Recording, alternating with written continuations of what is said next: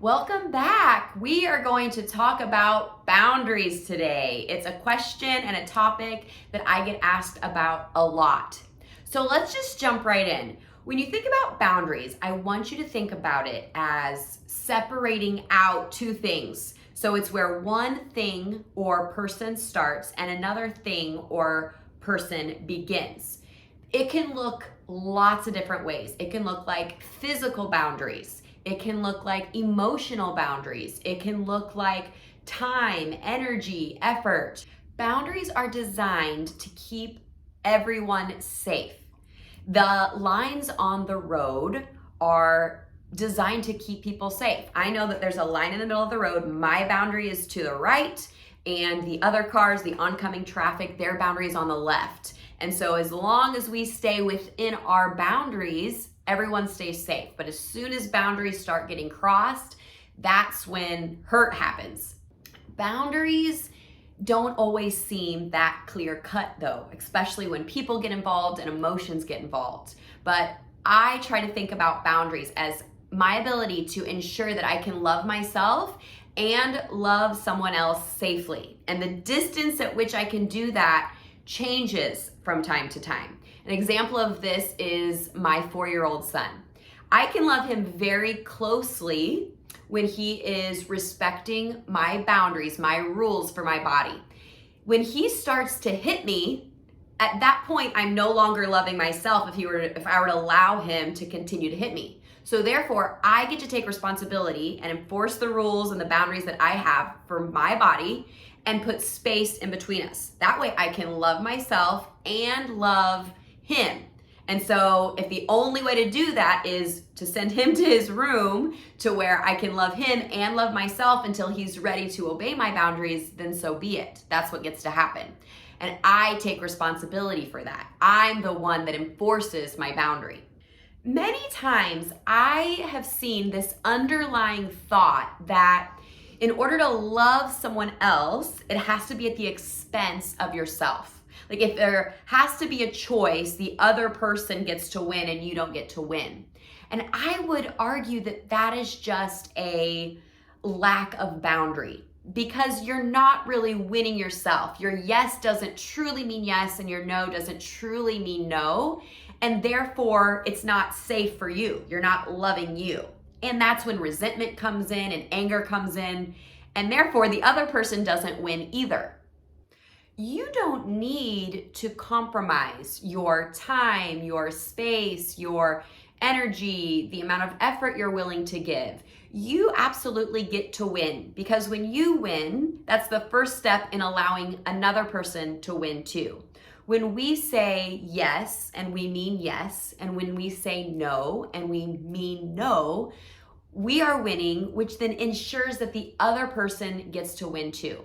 Now, I want to be careful with this because I am not saying that we get to be selfish. There's absolutely times that there's some give and take in a relationship. There are times that we sacrifice for another person. There's times that we want to be considerate of another person. And so that's a little different though, because when we are deliberately choosing to sacrifice, to be considerate, to be that type of person, to give instead of take, that is our true choice versus doing it out of a sense of obligation and doing it out of a sense of I should or I have to, because that is again where that resentment comes in and that anger comes in, and it's not truly coming out of a place that's a win for you, and then therefore it's not going to be a win for the other person either. Here are some signs that may help you be able to differentiate between when you're coming from a place of obligation and loose to no boundaries versus a place of truly giving freely and truly desiring to sacrifice for the other person. Resentment and blame and expectations, those are often in a place of obligation. So if you are experiencing those things or whining about your choice, that could be an area where you get to look and see how and why you are not winning, and you get to put some boundaries in place there. But if you are coming from a place that you can take full responsibility and you can give to another person, you can compromise with another person, and despite what they do or don't do, you're okay with your decision, that's probably a good sign that you are coming from a true place. Next, I want to lay out 3 steps for setting boundaries. Number 1 is simply identifying what you want and what you don't want, what you are willing to do and what you're not willing to do. I think many times people's boundaries get muddled a little bit because they're not sure about what they want or they don't want. They do know when a boundary gets crossed because they know the feeling and they don't feel great. If we want to prevent that feeling, we get to be proactive on the front end. We get to decide at the beginning, okay, what are we willing to do? What are we not willing to do? We get to lay it out first and foremost. And this requires us to really check in with ourselves and really ask ourselves, what's a win for us? What's not a win for us? And we get to ask ourselves and tell the truth to ourselves and not lie to ourselves. And I think sometimes this scares people because they're worried about what other people are going to think if they're really to be true with themselves. The second step is to set the boundary. That means we get to communicate. That means we get to use our words. If you use the analogy of my neighbor and our property line, the first step is knowing where my property line is and where my neighbor's property line is. The second one is to communicate with my neighbor or to draw a line or to put a fence up. I think it's important to know that boundaries are different for every person. Don't assume your boundaries on someone else. This is where communication can be key. I think many times it can be a lot easier to blame the other person rather than taking personal responsibility to have the hard conversation, to love ourselves enough to communicate our needs and to communicate our boundary. Because I think underneath it all, we are a little bit scared of what the reaction of the other person is going to be, what the result of that interaction might be.